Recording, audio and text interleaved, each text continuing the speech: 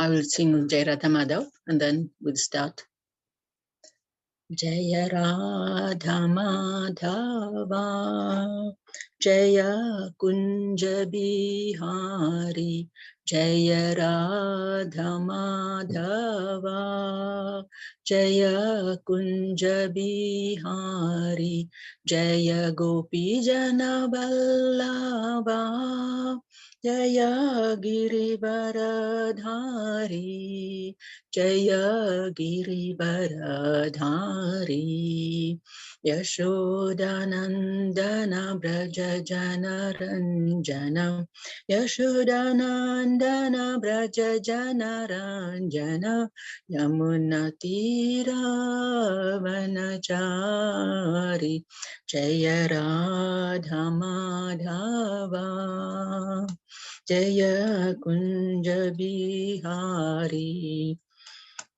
Hare Krishna, Krishna Krishna, Hare Hare, Hare Rama, Rama Rama, Hare Hare. Jaya Radha Madhava, Radha Madhava Radhe, Jaya Radha Madhava, Radha Madhava Radhe. Shri Prabhupada ki jai, Shri Guru Maharaj ki jai.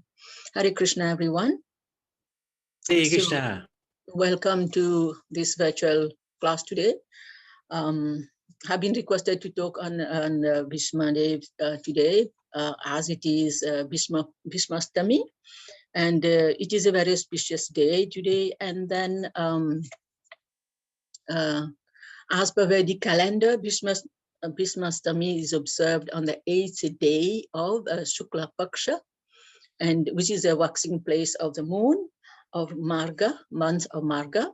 It's in January, February. So this day is dedicated to Bhismadev, as it is believed that his soul departed on this day and merged within the Supreme Soul. And although he had a boon that he could leave his body whenever he wanted, still he waited till the Ashtami. Ashtami day for the auspicious Uttarayana. That means the period is which mean that when the sun moved to the northern. So taking a bath in a holy river on this day is considered highly meritorious. People also perform tarpan, like they dedicate to Bhismadev and to the forefathers. So whoever want to earn some merits, they can give donation, they can feed like annadanam, they can feed people, they can also feed cows and donate clothing and study materials to the poor. So now I would like to recite the Mangalacharan, and then we can proceed with the story of Bhismadev. Om Jnana-timirandasya Gyananjana Salakaya Chakshuran Militam Yena Tasmai Shri Guruve Namaha Shri Chaitanya Manobhistam Sthapitam Yena Bhutale Swayam Rupa Kadamayam Dadati Swapadantikam Vandyaham Shri Guru Shri Yuta Padakamalam Shri Gurum Vaishnavam Cha Shri Rupam Sakrajatam Sahak Ragunatam Vitam Tam Sajivam Sadvaitam Savadutam Parijna Sahitam Krishna Chaitanya Devam Shri Radha Krishna Padan Sahagana Lalita Shri Visakam Vitamcha Hey Krishna Karuna Sindhu Dina Bandhu Jagatpate Gopesha Gopika Kanta Radha Kanta Namastute Tapta Kanchana Gaurangi Radhe Vrindavaneshwari Vishubhanu Sute Devi Pranamami Hare Priye Vanchakalpatarubhyasya kripa sandhu bhavaiva cha patitanam pavanebhyo vaishnavebhyo namo namaha. Jai Shri Krishna Chaitanya Prabhu Nityananda Shri Advaita Gadadhara Shri Vasadi Gora Bhakta Vrinda. Hare Krishna, Krishna Krishna, Hare Hare, Hare Rama, Rama Rama, Hare Hare. So again, Hare Krishna, everyone. Welcome back. I will talk a little bit on the life of Bhismadev I'm not qualified to talk about this great personality, but I'll still try to say whatever I know. I know some people may think that this is all only stories and that I'm good at telling stories, but no, this is from Srimad Bhagavatam in Canto 1, I think it's chapter 6. We get so much about Bhismadev. If people go in the Bhagavatam, they will find all in detail. So this personality, as we all know, Bhismadev is a center figure of the Mahabharata. He was a great grandfather of the Kurus and one of the pure devotee of the Lord. And he was one of the Mahajan. As we know, there are 12 Mahajan. That recently we worked on the 12 Mahajan, and yes, he is one of them. So Bhismadev was also known as Ganga Putra, and he was well known for his pledge of celibacy. So, but there is a big question here. Why did he fought on the unrighteous side? Prabhupada wrote a very beautiful purport on this, saying that Bhismadev was ready to be blamed, to be ridiculed, to be blasphemed, and misunderstood, just to give pleasure to Krishna. So in remembrance of Bhismadev and seeking his blessings and mercy today, I will just talk about him. I will try to talk about him, as I just said. So I would like to start from his previous life. Bhismadev, as we know, he was kind of cursed. So here the story begins. So once Lord Brahma, he was performing a yajna in the Brahma Loka. He invited all the great personalities. Among them were Ganga Devi, the river personified, and she looked so beautiful in the assembly. And there was also the King Mahabhishek sitting opposite her. And they both got attracted to each other. So Lord Brahma, with his forehead, he could see on all the sides what is happening. So he cursed them. He cursed both of them. He said, since you are behaving like mortals, so I just curse you. I curse you both. You go on the mortal world, and then you enjoy each other's company, and then you come back. So here we see that both of them were cursed, and while coming down to this planet Earth, Ganga Devi, she remembered everything, whereas Bhismadev, not Bhismadev, but the king, he forgot everything. And then while coming out down this mortal world, this material world, Ganga Devi came in her original body and she remembered everything, but the king, he forgot everything, and he took his birth in the Kuru dynasty, and he didn't remember anything of the past life. So he appeared as a son of King Pratip. His name was King Santanu. So on the other hand, while coming down, Ganga Devi, he met the 8 Vasus, who were also cursed by Vasishtha Muni. So they were coming down and they met Ganga Devi, and the Vasus, they are considered as a demigod, like air, fire, sun, moon, water, stars, sea, land. They are like sky and land. They are like personified personalities. So it's kind of a title given to them.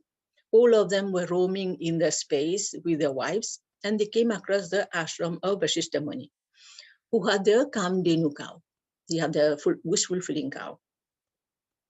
And so Vasishtha Muni, he closed his eyes and he was meditating. But the wife of the older Muni, Vasu, the eldest one, the wife requested the husband. He said, please get me that cow. So I would like to take that cow. Please get me that cow. So the elder one, he ordered his brothers, all his brothers, he said, you go get the cow. But his name was Prabhas. So the younger brothers, they steal the cow, and as they were taking the cow away, Vasishtha Muni opened his eyes and saw them. So he cursed them.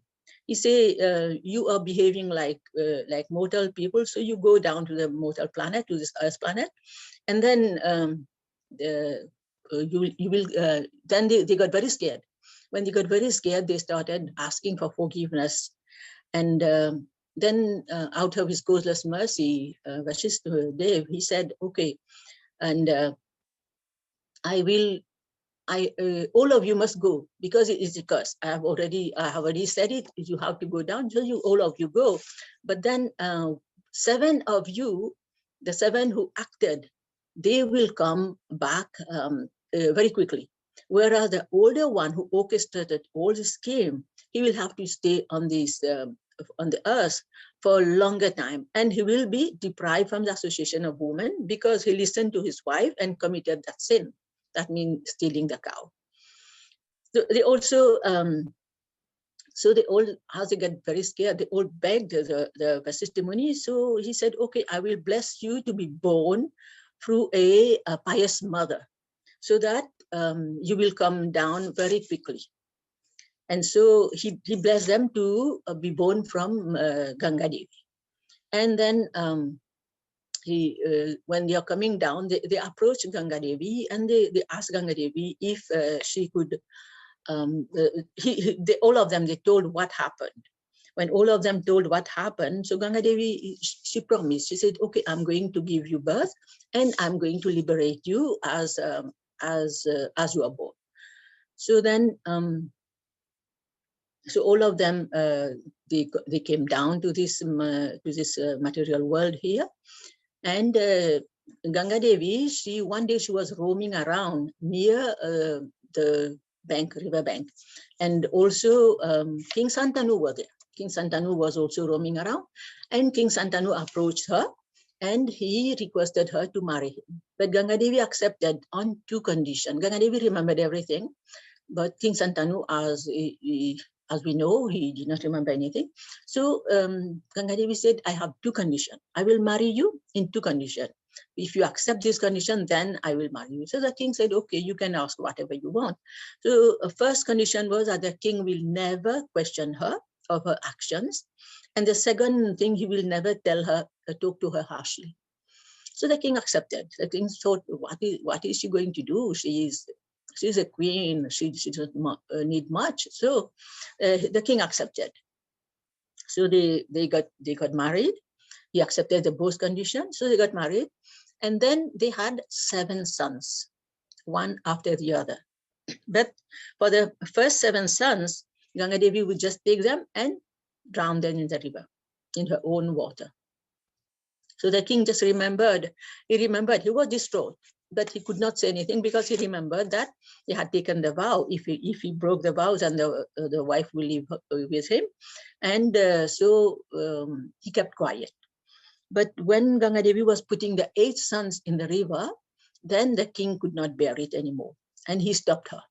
He said, it doesn't matter if you leave me, but I want to know why you are doing this. How come you are so cruel as a mother? You are putting your own sons, you're killing your own sons. And this is the 8th one, and I don't want to lose any more of my children. And he stopped her. So in this way, oh, I forgot about putting all these slides. I was so talking and I forgot, sorry. So in this way, when he stopped her, so then Ganga Devi said, okay, she revealed the truth. And then she said that since the king has stopped her, she is leaving. So she left. And King Santanu asked her to take the 8th child with her so that the child could get a better education from there. And she accepted. And she took the child with her. And then, so the king, the king was on his own. And then there, Ganga Devi got the child to be educated got knowledge from the Devtas, from the great saints. And he was educated by Brihaspati, by Rishi Bhargav, by Parshuram, who taught him warfare, and he got very nice knowledge. And then many years passed in this way. And after that, one day he came down, and he saw King Santanu also was around, and he was walking by the river, and King Santanu saw something very amazing. he saw that that the river Ganga was flowing backward, and he was watching. He was wondering how come the Ganga is flowing backward. And the king saw that a young man was shooting arrows into the water. And those arrows, they were not only blocking the flowing of the water, but they were also forced the water to flow backward. So King Santanu was amazed, and he questioned this young man about his abilities to perform such a incredible task. Then personified Mother Ganga, she appeared, and she told King Santanu, she introduced King Santanu about the young man was his 8th son, and then that his name was Devrat, meaning one who is devoted to the god. And King Santanu was very happy to welcome his son, and Ganga Devi went back to the heavenly planets. Then the king taking his son home to the palace, and he proclaimed him as a future king. That was Devrat was already proclaimed as a future king.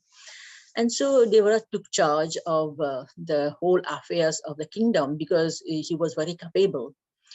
And in this way, everything was going fine in the kingdom, and he was able to, even if there is an attack in the kingdom, he was able to defeat on his own. So once a king by name of Salva, he attacked the kingdom, and Devrat on his own, single-handed, he shot arrows that could create fire, wind, and whirlpool and torrential rain as on the enemies. So he could defeat anyone who would come to him. So everything was going on very nicely. So one day, King Santanu, he was like free. He knew that his son is going to take care of everything. So he went hunting. When he was hunting around, he came across a river where a beautiful young maiden was sitting, and she was sitting in the boat, and King Santanu was attracted by this young maiden because by her fragrance, he was attracted by the fragrance. So he approached that young person and proposed how to marry him. So since he knew that Ganga Devi would not be coming back, so the maiden was, her name was Satyavati, and who said that, okay, I accept your proposal, but I don't have any problem, but it is up to my father to decide who I should get married to. And so the king went to ask the father, who was a chief of the fishermen. So the father agreed to the proposal on one condition, that the child born from Satyavati and the king would become king, would be the future king. So Santanu could not, the King Santanu, he could not accept such thing because he said that I already have a son and I have already proclaimed him as a future king. So the king was very dejected because the father said, no, if you have already proclaimed your own son to be king, I cannot accept you to marry with my daughter. So in this way, he became very morose, and he went back, and he didn't show any interest in life. And so Devrat got very worried about what is happening. And so he consulted the ministers about the situation, but no one knew about it. So finally he asked the king's charioteer, who revealed the reason, because he knew everything as he was taking the king everywhere, he was accompanying the king everywhere. So he knew about what has happened. And now Devrat, he knew what happened. So he went to the fisherman. And when he went to the fisherman there, he asked the fisherman, what is the problem? The fisherman said that he would like the son of Satyavati to be the future king. So Devrat accepted. So the king said, no, I'm not satisfied, because if you have children, then your children will claim the throne later. So Devrat said, okay, he took the vow to never get married. And then when he said that, he took the vows to be celibate, to keep celibacy whole life. So all the demigods were witnessing, and all of them they showered flowers on him, and they shouted Bhisma, which means that the vow that he has taken is very, very something very severe that they have never heard before. So that is how he got the name Bhisma. And finally, the fisherman, he consented to the marriage. So Bhismadev took Satyavati to his father. He then revealed how he renounced to become the king later. So King Santanu was sad and happy at the same time. He happy because he could marry Satyavati, and sad because his young son had took the vow never to get married. And King Santanu blessed Bhismadev with a Ichamrityu, which means that he could leave his body whenever he desired. Now Satyavati had a past too. He had a past history.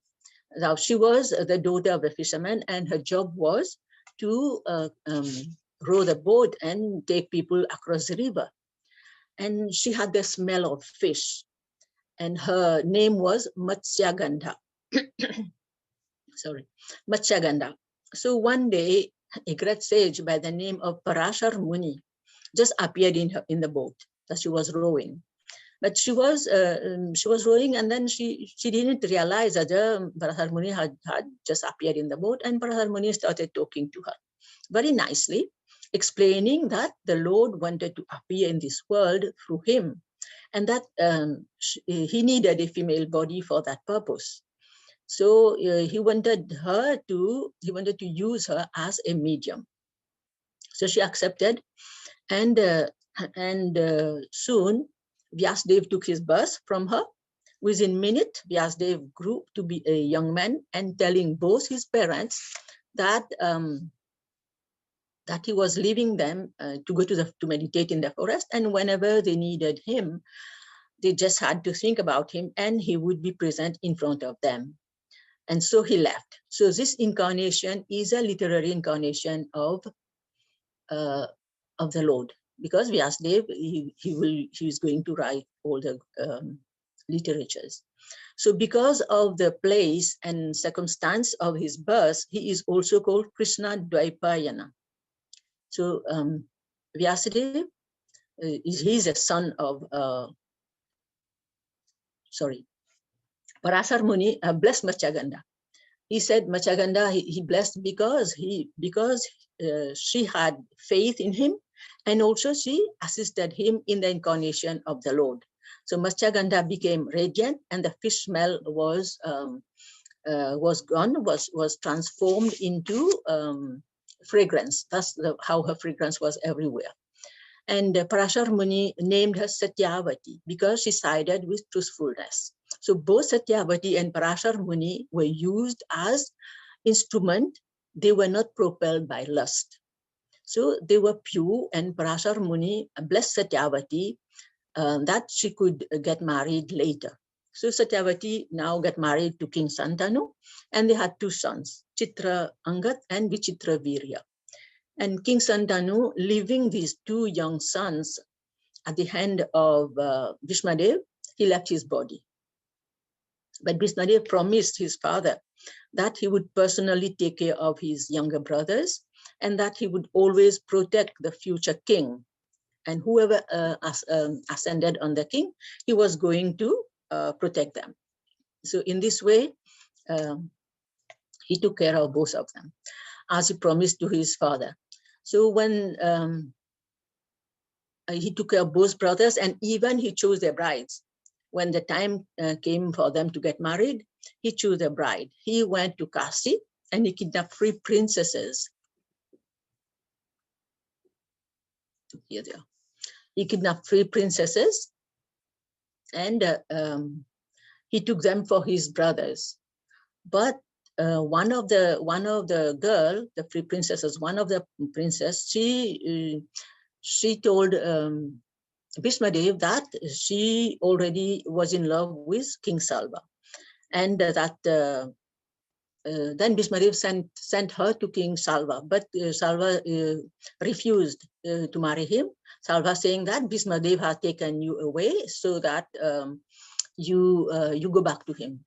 Now Amba was very like kind of dejected. So he asked Bhismadev to marry her, because she asked Bhismadev to marry her because Bhismadev has kidnapped her when she was going to get married.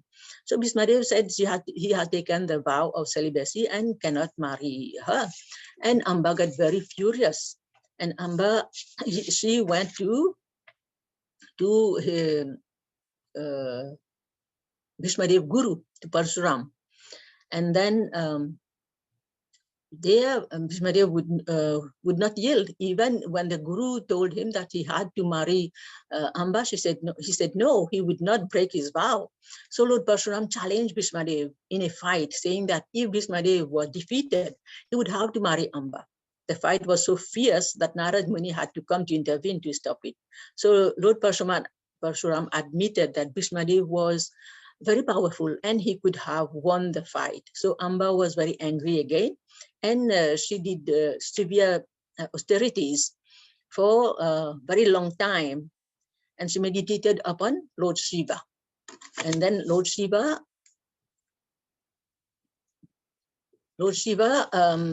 appeared in front of her, and she asked Lord Shiva to bless her so that she could kill Bhismadev. And so Lord Shiva granted her the desired boon, and she left her body. So in her next life, she was born as a eunuch, as a son of King Drupad. His name was Sikandi. So during the battle of Kurukshetra, he would be placed on the chariot of Arjuna. And when Bhismadev saw him, knowing that he was Amba, Bhismadev would lay down his weapon. And because of the rule was no warrior should shoot a woman on the battlefield, and Bhismadev will be shot by Arjuna. So Bhismadev led a life of sacrifice throughout his existence in the material world. He personally took care of Vichitravirya and Chitraangad, but unfortunately both died at very young ages, leaving the throne empty. So as they didn't have any children, so Bhismadev advised Mother Satyavati to call upon her son Vyasadeva to impregnate the two daughters-in-law, Ambika and Ambalika, so that the dynasty could continue. So now we say that was common practice at that time, because it was done through vision and prayers, not by bodily union. So Vyasadeva came to the palace. He was an ascetic, leading an austere life in the forest, with long matted lock and beard, wearing a long saffron robe. So first he went to see Ambika, and on seeing Vyasadeva, she got scared and closed her eyes. Thus Dhritarashtra was born blind. And then he went to Ambalika, who got so scared too, and she turned very pale. And thus Pandu was born, meaning pale. So now when she learned about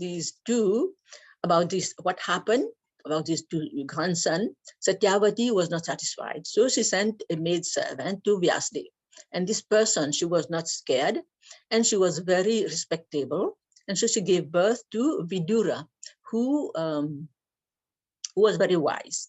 Bhismadev took full charge of all three of them. He personally trained them in artillery and cared for their well-being. When they grew up, Bhismadev found suitable brides for them. Dhritarashtra was married to Gandhari, Pandu was married to Kunti, and Vidur was married to Sulabha. And Pandu had two wives. The second wife was named Madri. So even being the younger, Pandu was crowned king because Dhritarashtra was blind. But King Pandu was cursed by sage Kindama, and he died at a young age. Madri, the second wife, gave up her life by sitting on the pyre of Pandu. It is called Sati. But Kunti was left with 5 sons. And after the funeral ceremony of Pandu in the forest, the sages accompanied Kunti and her 5 sons to the palace. Here again we see that Bhismadev is taking care of all of the 5 Pandavas. So he always protected them, knowing that Dhritarashtra and his sons did not like them. Arjuna was his favorite. Bhismadev consented for Drona Acharya to become the teacher of the royal princess, in the military skill. That was a fourth generation that Bhismadev took charge of.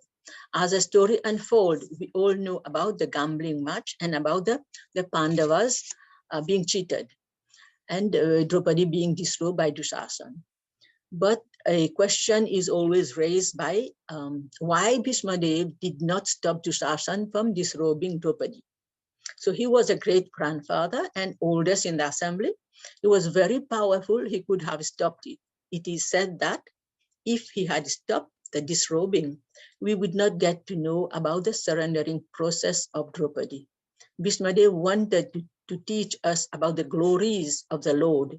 In any circumstance, we should surrender to the Lord.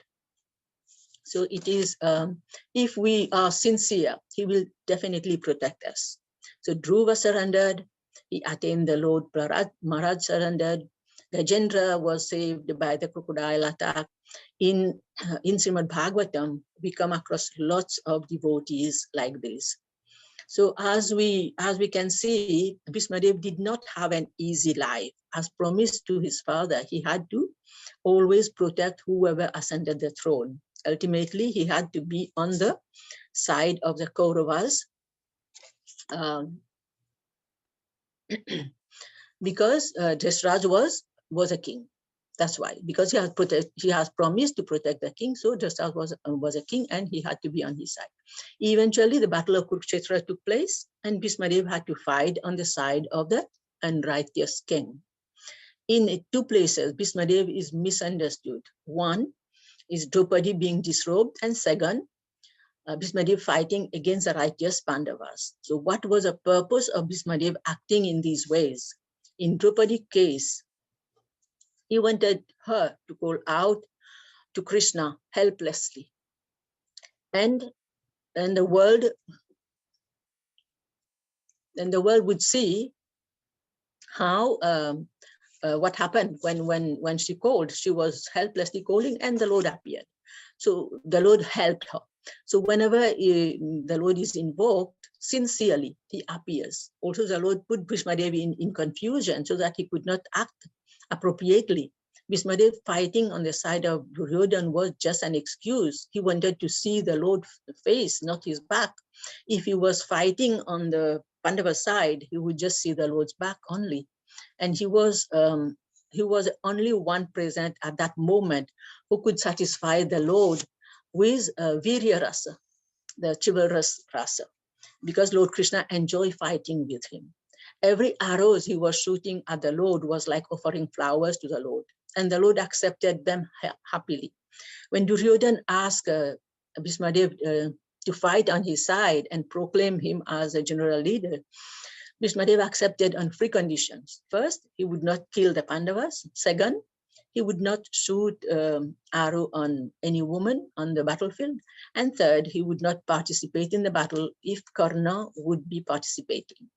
So here we see that, obviously we see that Karna was not happy. And Duryodhana had to pacify him. Duryodhana thought that he would win the battle because Bhismadev had the boon of leaving his body whenever he wanted.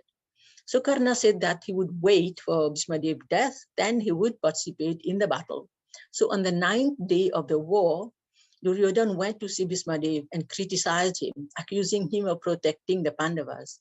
But Bhismadev was a great warrior and he could not tolerate that insult. So he showed Duryodhana 5 arrows and told him that the following morning he was going to kill the Pandavas. And then Bhismadev also told Duryodhana to send his wife to him in the morning so that he could bless her wife to have a long married life.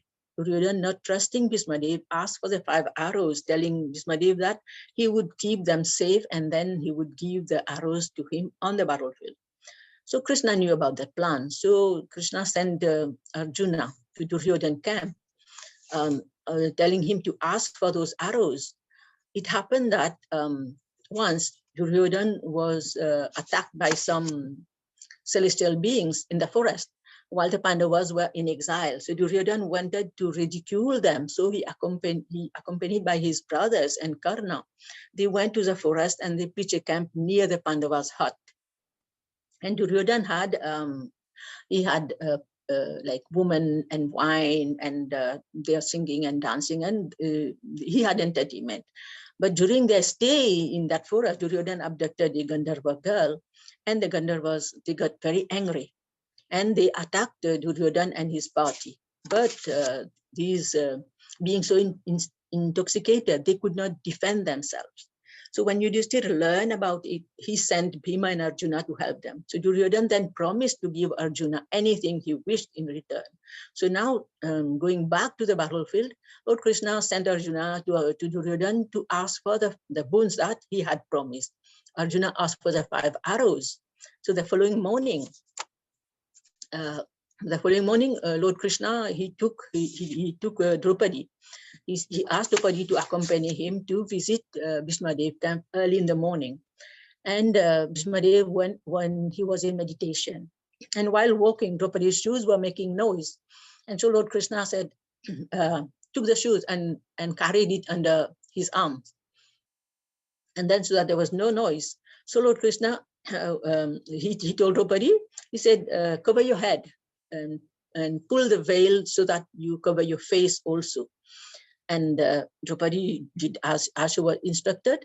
And then they reached the camp of Bhismadev. And Lord Krishna told Draupadi to go and just bow down to Bhismadev. Because Bhismadev had his eyes closed, he just gave the benediction, may you have a long married life. And then Draupadi just unveiled her, took her veil off, and then Bhismadev smiled, and he knew that Krishna has created this plan that Draupadi would go, and Bhismadev would say, you have a long married life. So now Bhismadev, he smiled, and Krishna also smiled, and he knew Krishna was behind this plan. So he went out of his camp and he saw Krishna out. And then he smiled and he said that now you make me break, I don't know which vow I'm going to keep, which one. So when Krishna asked, he said, okay, today I'm going to take another vow. And that is to make you lift a weapon on the battlefield. Because as we know that Krishna has vowed not to lift any weapon on the battlefield, also not to fight. So eventually Krishna will have to, because now Bhismadev has vowed that I will make you lift a weapon. So Krishna is always like keeping the vow of his devotees. So eventually on the battlefield, Bhismadev fought so fiercely that he urged Lord Krishna to jump from Arjuna's chariot and to pick the wheel of a broken chariot and run furiously toward Bhismadev. So as soon as Bhismadev saw Krishna rushing toward him with his hand, with a wheel in his hand, so Bhismadev, he dropped all his weapons and raising both hands in the air, he prayed to Lord Krishna, and he said, "Come and kill me." That particular fight was an exchange of transcendental pleasure between the Lord and his pure devotee. By such dealings, both the Lord and the devotee become glorified in their respective position. Bhismadev told Krishna that his wishes were fulfilled because he wanted to see the Lord picking up a weapon, and that's what the Lord did on the battlefield. So Lord Krishna, when he just picked that chariot wheel just to fulfill the desire of his devotee. So it was a reciprocation of deepest love between the Supreme Personality of Godhead, who is one of his pure devotee. And from it, both derive the highest transcendental bliss. Here, Srila Prabhupada explained this encounter at Kurukshetra in chapter 9 of the first canto of Srimad Bhagavatam. And if we study this incident under the guidance of a bona fide spiritual master, we can take it takes us to the reality that lies beyond appearance. We can begin to enter into the profound mysteries of the relationship between the Lord and his pure devotees. Here we can also see that Bhismadev yearned to see the Lord in a chivalrous way. Similarly, Lord Krishna was eager to be attacked by Bhismadev, so that the Supreme Lord, he is a controller of, he's sitting in everyone's heart. He caused Duryodhan, similarly he caused Duryodhan to approach Bhismadev with insulting mood, with insulting accusation, so that Bhismadev could fight with him. So the Pandavas, Pandavas were winning only because Bhismadev, out of affection for them, was reluctant to attack them with his full prowess, because he has already said that he is not going to kill them, and he loved them so much, so he would not kill any of them. So Bhismadev asked Krishna what happened to his vow that he took, that he would not lift any weapon. So Krishna replied that he does not care for anything when it comes to save his devotees. So meaning that Krishna lifted a weapon to save Arjuna. And at that time, counsel were blown to stop the fight for the day. The following day, Bhismadev fought furiously again. But when he saw Shikhandi on Arjuna's chariot, Bhismadev laid his weapons down, and Lord Krishna instructed Arjuna to shoot Bhismadev. So his body was filled with Arjuna's arrow, and Bhismadev fell on the battlefield. All the warriors stopped fighting immediately, and they were all shocked to see this grandsire's body lying on the ground. As we know, the Battle of Kurukshetra lasted for 18 days. Bhismadev was endowed with the power of leaving his body at will, and his lying on the bed of arrows was his own choice. Actually, he wanted to see the Pandavas victorious, as he had promised his father that he would instruct and support whoever sit on the throne. So he was waiting to impart his knowledge unto Yudhishthira, because he wanted to see the righteous person on the throne. So, and he wanted to see Yudhishthira being crowned king.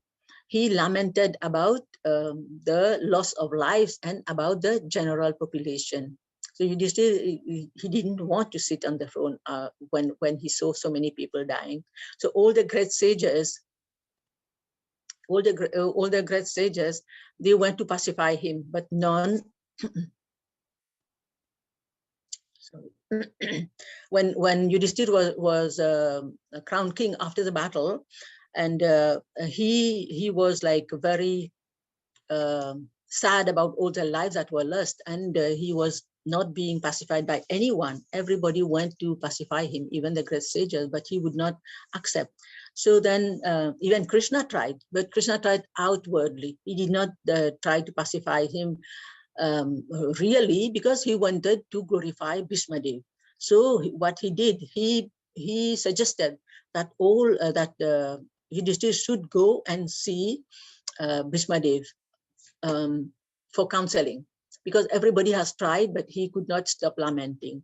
So and also that when he was going, Krishna wanted them to dress up very opulently, all the 5 brothers. So all of them they get dressed up very aristocratically, and so that Bhismadev will be very pleased to see them happy at the end of his life. So in Srimad Bhagavatam, Canto 1, text chapter 9, text 6 and 7, the names of the great personalities who went to see Bhismadev are mentioned, and such as Parvata Muni, Narad Muni, Dhomya, Vyasadev, Bharadwaj Maharaj, Lord Parasuram, who was his teacher, and he had a fight with him anyway, and Vashishti Muni, Indrapasna Muni, Tritya, Asita, Gautam Muni, Atre Muni, Kaushika, and Sudarsana, Kashyap Muni, Angira, and all of these great sages, they went to visit Bhismadev when he was on the Aru bed. And all these great sages, they communicated through the mind. When they knew that Bhismadev was going to leave his body soon, all of them, they just communicated through their minds. And at that time, there were no cell phone or phone that you can call and say that we are going somewhere. So all of them, they accompanied by their disciples. They didn't go on their own. It's not like gurus, we say only I will go and leave my disciple behind. All of them went, and they took all their disciple with them, so that all of them could benefit from the advice of Bhismadev. So Bhismadev gave a lengthy speech reminding the Pandavas about the sufferings, the injustices inflicted upon them by Duryodhana and others. He also told them that they should not have disturbed by all the tricks of eternal time, because he knew that what was happening. It was times. It was none of their fault that they had been suffering. So while lying on the arrow bed, so Bhismadev welcomed all the great sages from of the universe. All of them came to see him. So even if he was lying down on the arrow bed, he could not like stand up to welcome them, but he did welcome them. Even Brihaspati, the chief priest of the demigod from heaven, went to observe the departure of Bhismadev. So he was such an exalted personality, and even being unable to stand up to welcome them properly, he knew the art of Vaishnava etiquette according to time, place, and circumstances. This by his manner of receiving them graciously through his mind and soul, all the great personalities were satisfied. Srila Prabhupada gave nice explanation on how to receive any guest coming to our place. First, we should welcome anyone coming to our place nicely, give them a seat and offer them some water, and by sweet words inquire about their well-being. So here Bhismadev mentally welcomed everyone. Even Lord Krishna was sitting before Bhismadev, and Bhismadev worshipped him dearly. And then he addressed the Pandavas. He addressed the Pandavas. He told the Pandavas that although they were pious and Lord Shri Krishna was always with them, still they suffered so much. It was the Lord's will to test them. Just as gold is put into fire and shaped into fine jewelries, the Pandavas have been put through so much. And so much pain, but they never left the righteous path, but also told the Pandavas that Krishna, who they believe to be their cousin, is the Supreme Personality of Godhead. Lord Shri Krishna also paid his obeisances to Bhismadev, just as the Pandavas did when he arrived near Bhismadev. And so in text 24, Bhismadev requested the Lord to wait until he leaves his body. He says to he prays like to the Lord. So it is stated there. Sadeva Devo Bhagavan Pratiksatam Kalevaram Yevadidam Hinohimaham Prasannahasa Runalo Chanola Sansad Mukham Bhuja Dhyayana Patas Chaturbhujam. It says that may my Lord, who is 400 and whose beautifully decorated lotus face with eyes as red as a rising sun is smiling, kindly await for me at the moment when I quit this material body. So here he is not talking, even Lord Krishna is not talking. They are just communicating through eye-to-eye contact, and he is telling the Lord to wait for him. And the Lord also is reciprocating. And he says he knew, Bhismadev knew that he was going to the Vaikuntha Loka after leaving his body, but still he requested the Lord to exhibit his 4 hands form as Narayana, who was his worshipable deities. And thus he could concentrate upon the Lord and satisfy his mind while leaving his body. So after a lengthy explanation to Yudhishthira about different dharmas, Bhismadev offered his prayers to Lord Shri Krishna, which is known as a Bhismastami, very beautiful prayers. And in his prayers, he described the beauty of the Lord while the Lord was helping Arjuna on the battlefield, how the Lord resembled the bluish color of the Tamala tree with a yellow dress and lotus lotus-like face, his flowing hair and beads of sweat on his face, with whip in his hands on Arjuna's chariot.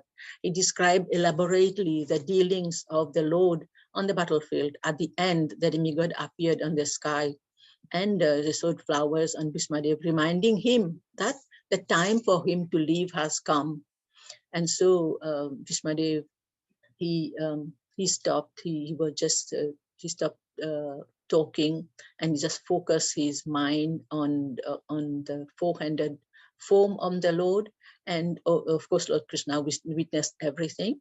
And even in the chapter 40, text 43, Vyasdev wrote, Sutta Vacha Krishna evam bhagavati manu vagdristi vrittabhihi atmani atmanam aveshya so antasya uparam mamat. So Sutta Goswami said thus, Bhismadev merged himself in the super soul, Lord Sri Krishna. And here we can see that with his mind, with his speech, and with his sight and action, and thus he silently, and he stopped breathing. He kept silent and he stopped breathing completely. And the text 44 goes to say on that knowing that the Bhismadev had merged into the unlimited eternity of the Supreme Absolute, all the present there, all the sages who were present there, they became silent like birds at the end of the day. So Bhismadev, he merged himself, he was merged into the 400 form of Lord Narayana, and he went to the Vaikuntha.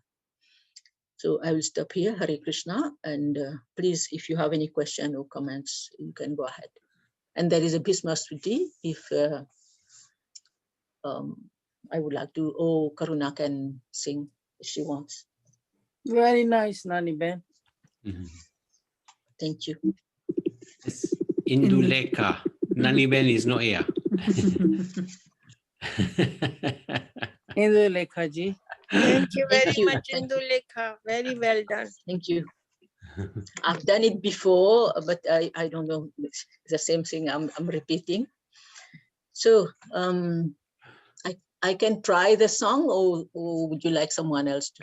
I think you can. No, go for it. Go for it. Okay, but you know, I have been like a bit distracted today, not in the form, and then I have not been able to just show the correct slide. Okay. Don't worry. Okay. Srimad Bhagavatam, Canto 1, Chapter 9, verse 32 to 42. Bhismastami. Shri Bhisma Vacha Iti Mati Rupa Kalpita Vitrishna Bhagavati Satvata Pungave Vibhumni Swasukhamupagate Kvachit Viharatum Prakritimupe bhava pravaha Tribhuvana kamanam kamtamala ravikara gauravarambalam dadhane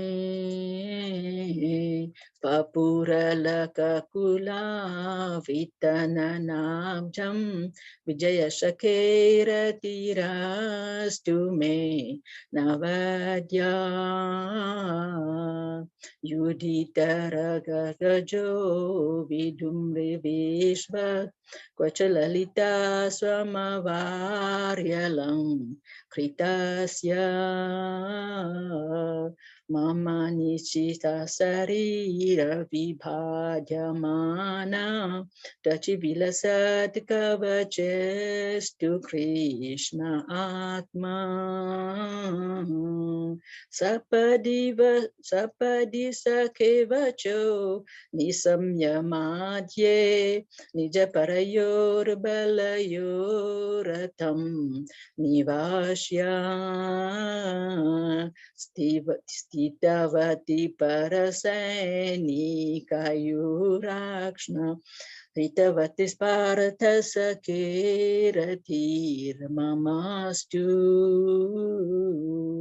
Pyavahati Pritana Mukham Nirikshya Swajanavadhar Vimukhashya Doshabhutya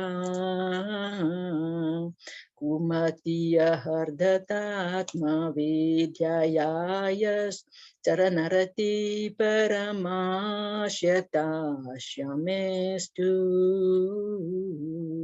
Swanimagama Mat Pratigyam Ritamadhikaratu Mava Pluto Rathasta Dhritarata Charano Bhaya Chalagdur Haririvahantamibham Gatu Tariya Sati Vishakahato Visarnadhamsa Satajita Paripluta Tataino me Prasabhama Bhisasar Madvadartam Sabhavatu me Bhagavan Gatir Mukunda Vijaya Sakaratir Kutumba Atatotre Tritahayarashmini Chakshiyakshaniye Bhagavati Raturastume Mumursor Yaiha Nirikshaya Hatagat Swarupam Lalita Gati Vilasa Vilguhasa Pranaya Nirikshana Kalpito Rumana Kritamanu Kritavya Unmadanda Prakriti Magan Kilayashya Gopavadva Muniganan Ripavarya Sankulenta Sadasi Yudhishthira Raja Surya Esam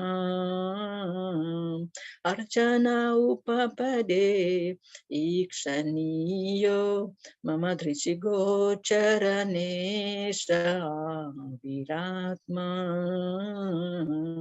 Tamimam Mahamajam Sarir Bhajam Hridi Hridi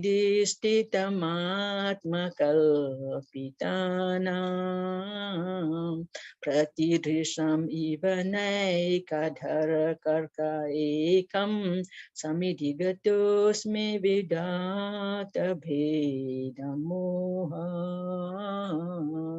Hare Krishna Krishna Krishna Hare Hare Hare Rama Rama Rama Hare Hare Hare Krishna Krishna Krishna Hare Hare Hare Ram Ram Hare Hare Jaya Prabhupada Jaya Prabhupada Jaya Prabhupada Jaya Prabhupada Nitai Gora Hari Bol Hari Bol Hari Bol Nitai Gora Hari Bol Shri Bhismastami ki Jai. Jai. Hare Krishna, everyone. Hare Krishna. Hare Krishna. Thank you so much. Thank you. Very That was good. nice.